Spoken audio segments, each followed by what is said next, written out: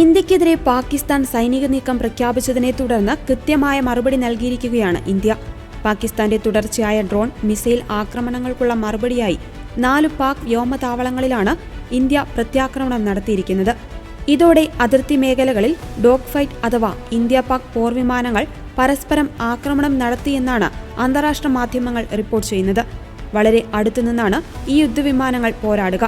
1913 Mexican വിപ്ലവ കാലത്താണ് ആദ്യമായി ഡോഗ് ഫൈറ്റ് നടന്നത്.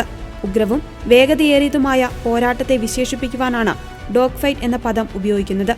അതേസമയം ഡ്രോൺ ആക്രമണങ്ങൾക്കായി യാത്രാവിമാനങ്ങളെ മറയാക്കുന്നുവെന്ന ഇന്ത്യയുടെ ആരോപണമുയർന്ന മണിക്കൂറുകൾക്കുള്ളിൽ പാകിസ്ഥാൻ വ്യോമാതിർത്തി അടച്ചു.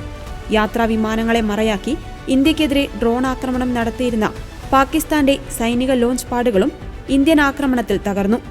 ജമ്മു കാശ്മീരിലെയും രാജസ്ഥാൻ, പഞ്ചാബ് എന്നിവിടങ്ങളിലെയും അതിർത്തി മേഖലകളിൽ പാക് പ്രകോപനം തുടരുകയാണ്.